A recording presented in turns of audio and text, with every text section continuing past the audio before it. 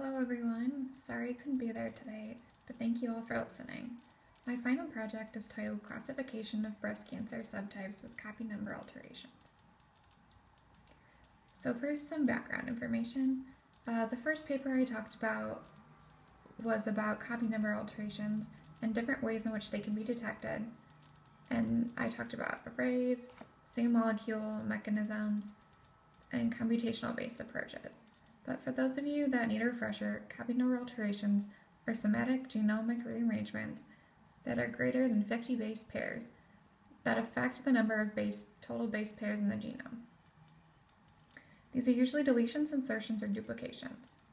Then my second paper, I talked about copy number alterations in tumor suppressor genes, which are genes that can control cell growth. In cancer, these genes are frequently mutated, leading to a loss of protein function and causing uncontrolled proliferation, which is a hallmark of cancer. So breast cancer is the most common cancer, and is the second most common cancer, and the most common cancer among women.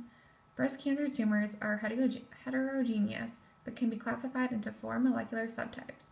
This aids in the selection of treatment and determination of prognosis. The classification into these categories is based on 3 molecular markers: the estrogen receptor, the progesterone receptor, and HER2. These markers are protein receptors that pick up hormone signals that tell the cell to grow. The first subtype is luminal A. A luminal A tumor is ER positive, low grade, slow growing, but they generally have the best prognosis. Luminal B tumors are similar to luminal A tumors, but they tend to grow faster. HER2 tumors have an extra copy of the HER2 gene, leading to the overexpression of this growth-enhancing protein. Basal-like or triple-negative tumors are negative for all 3 of these molecular markers, and they are usually the most aggressive, unresponsive to treatments, and have the poorest prognosis. So previous studies have shown that copy number alterations dominate the genomic landscape of breast cancers. Therefore, I hypothesized that breast cancer molecular subtypes will have a copy number alteration signature that can distinguish them from the other subtypes. So to do this, I obtained 1,148 breast cancer samples from the TCGA Metabrick cohort. These samples have copy number variation data from the Affymetrix genome-wide human SNP array 6.0, and DNA copy was used to determine putative copy number alterations. DNA copy is a bioconductor package for R that uses a CBS algorithm to segment the DNA copy number data.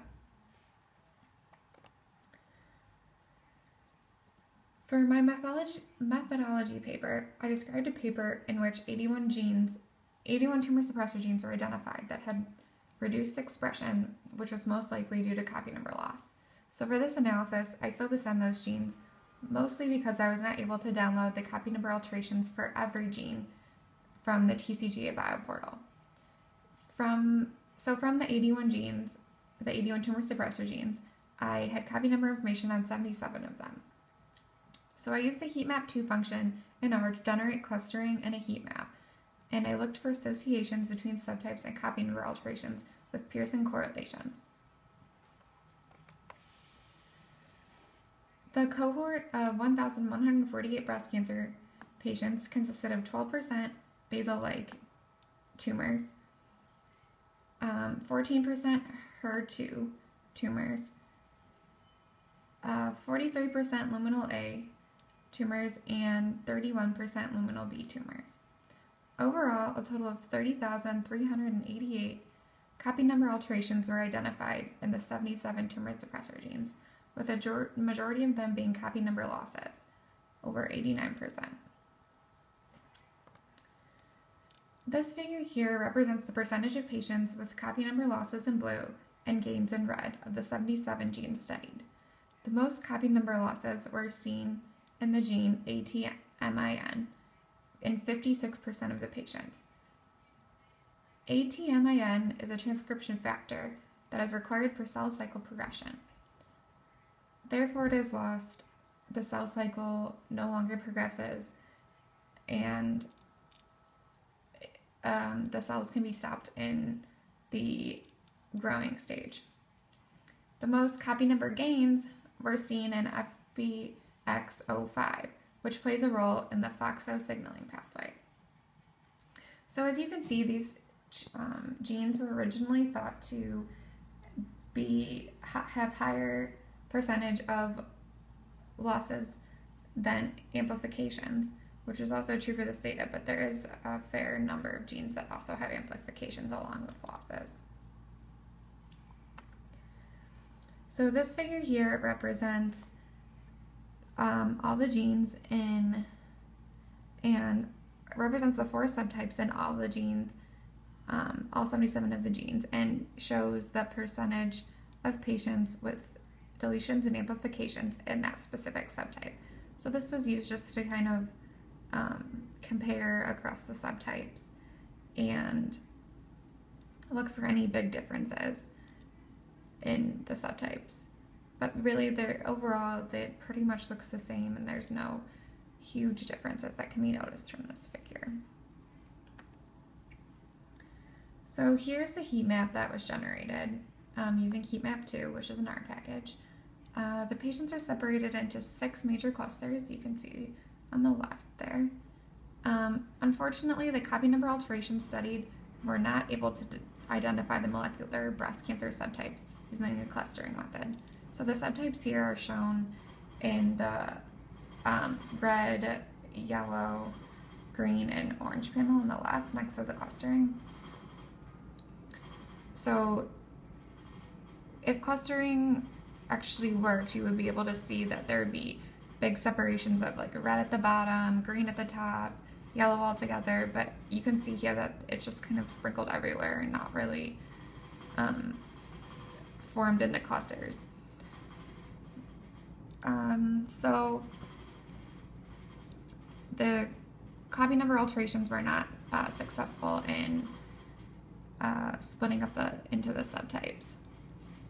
So for further analysis, we split the patients into their respective subtypes and analyzed for differences of copy number, such as like the last figure. And we found that a loss of COPS2 was more common in luminal A and B compared to the other subtypes, and the loss of CCNDP1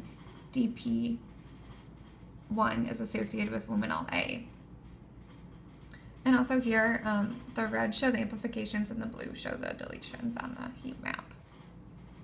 And any lighter colors is where the copy number was the same. So although copy number alterations dominate the genomic landscape of breast cancer patients, they do not seem specific to molecular subtypes. It is interesting how much copy number variation occurs in breast cancer, and of interest would be to look at the copy number alterations that are associated specifically with luminal A or luminal B. These 2 subtypes are also very similar, so we could group them together and compare them with the other 2 subtypes, possibly. So one limitation of this study was that the copy number alterations of only 77 genes were analyzed. And this was due to like the limitations of downloading. You had to give a preset list of a number of genes that you wanted, and it was limited to less than 100 genes.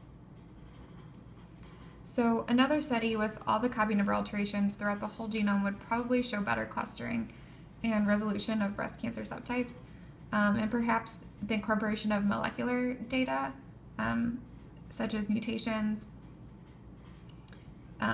could be incorporated and could possibly identify different subtypes, different than the molecular subtypes, which are based on protein expression, the current subtypes.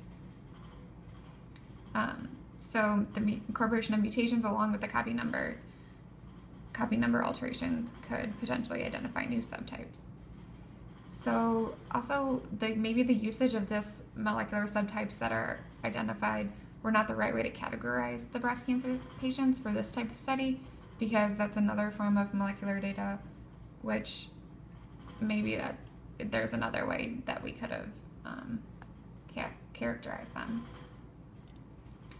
So a future investigation of this study would be to verify the copy number alterations that were found with the Affymetric SNP array by using a computational method on the whole exome sequencing data to determine the copy number alterations. So whole exome sequencing data is also available for this set of patients, so it would be interesting to look and see if, first of all, if the SNP array and the computational based methods could come up with the same